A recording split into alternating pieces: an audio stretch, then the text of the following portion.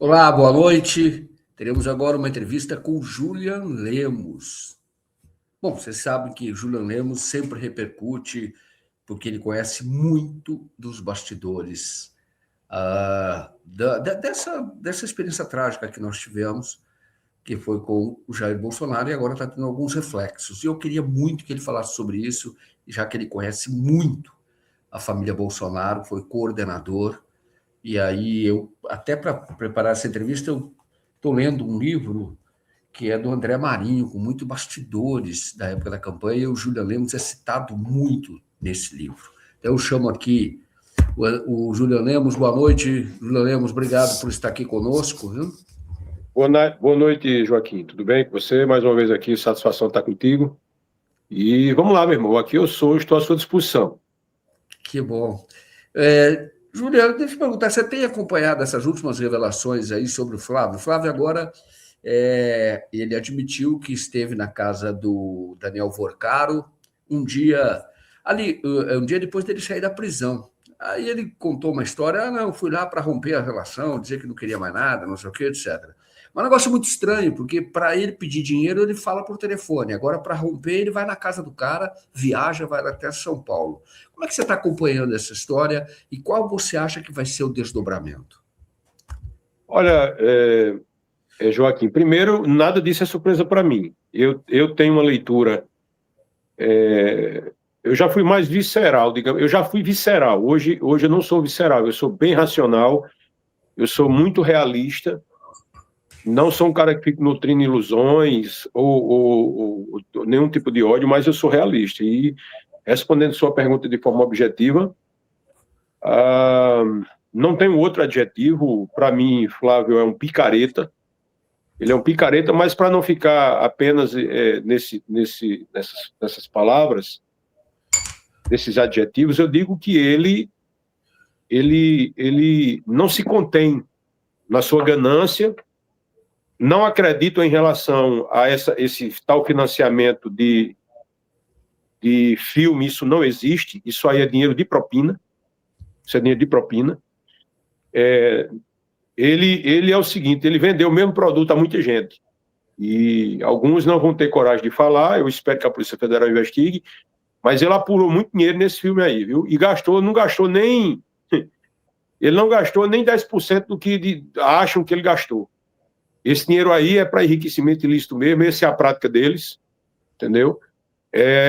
O desdobramento disso, primeiro, eu não acredito que ele saia candidato a presidente, e vou cravar aqui mais uma informação que fique registrado, já falei em 2 podcasts hoje. Eu não dou uma semana, meu amigo, uma semana, no máximo 10 dias, para outras bombas estourarem.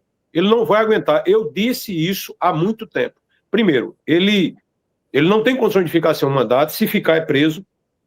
Ele é preso porque foi a força do pai dele como presidente e uma articulação muito pesada, né, logicamente, como moeda de troca que todo governo tem, que fez ele não ser investigado profundamente. E através de um bom acordo, arquivar os processos, a investigação contra ele, porque você sabe, o poder, quando quer investigar, ele não precisa de motivo, não. Quando quer parar também, diz qualquer coisa e fica por isso mesmo. E o povo brasileiro não tem memória. Fato é isso, não tem memória, esquece.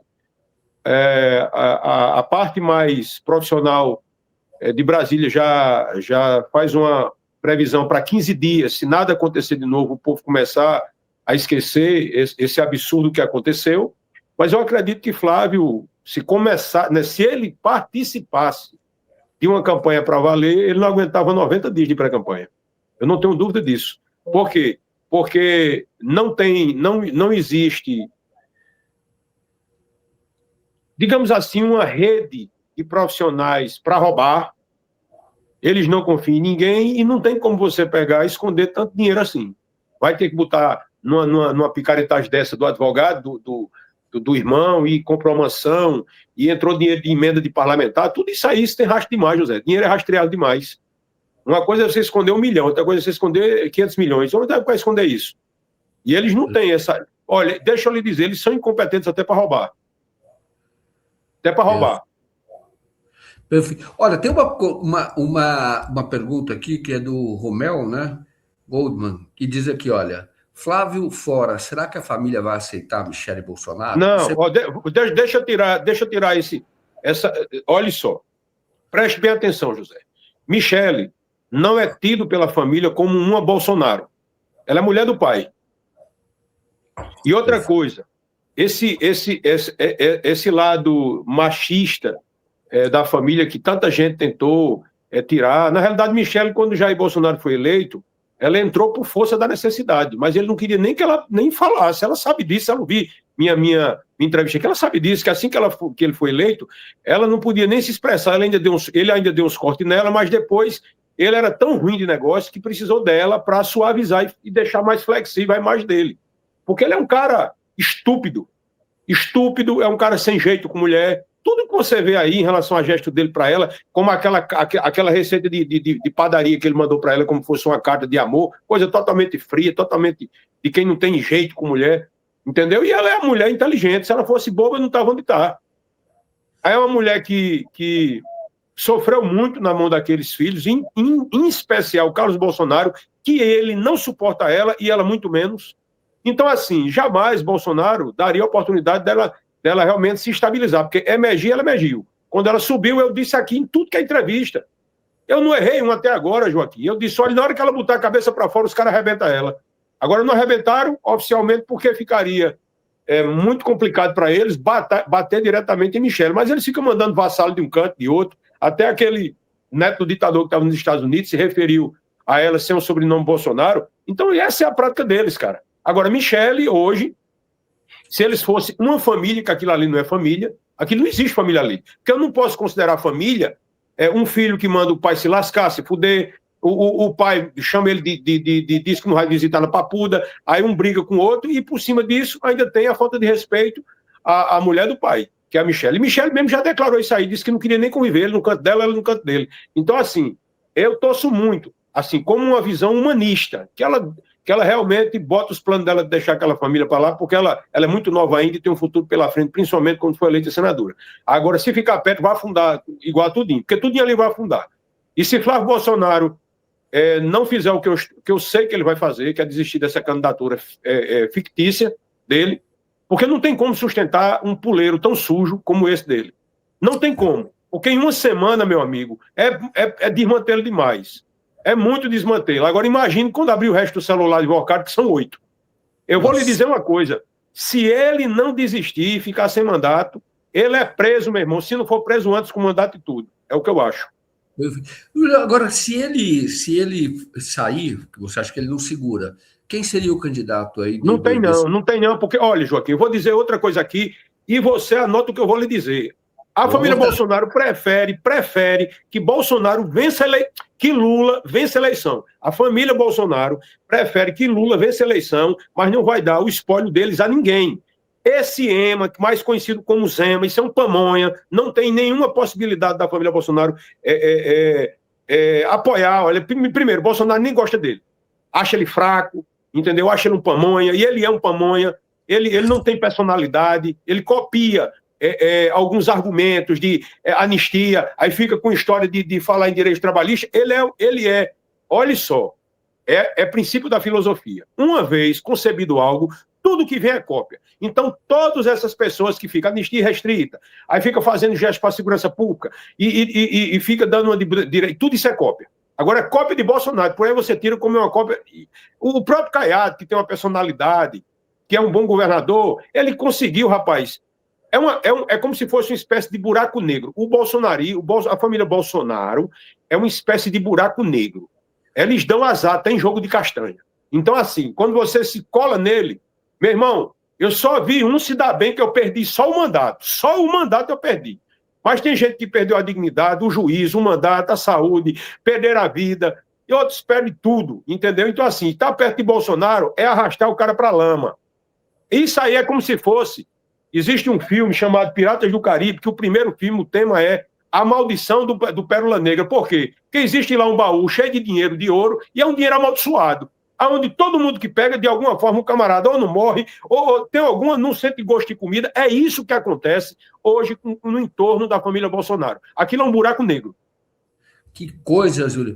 E eu estou lendo esse livro do André Marinho, que eu te falei. Você conheceu o André Marinho, que é o filho do Paulo Marinho, né? Não, era dentro da casa dele. Sou muito amigo do pai dele também. É um cara que eu tenho muito carinho por ele, independente da divergência que eu tenho, dessa decisão que ele tomou de se abraçar de novo com essa família clandestina, dessa família perigosíssima, essa quadrilha familiar.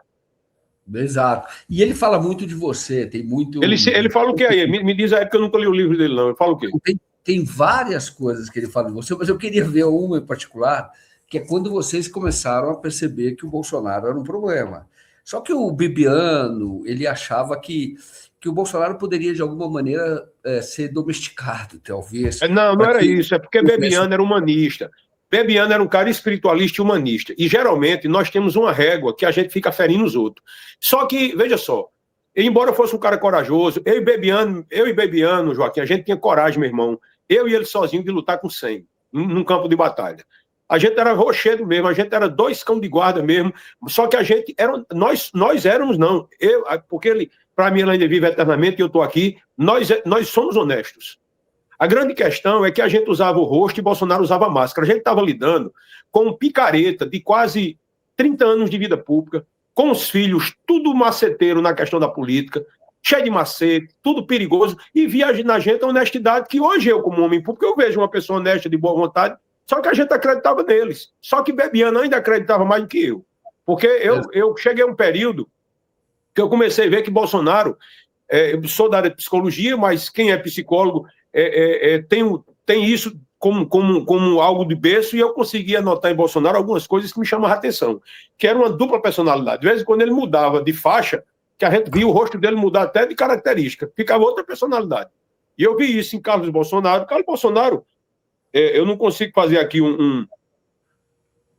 digamos assim, dar um parecer sobre o quadro técnico dele, técnico não psicológico dele, mas claramente ele tem algumas características de sociopata mesmo, de psicopata, ele e o pai dele.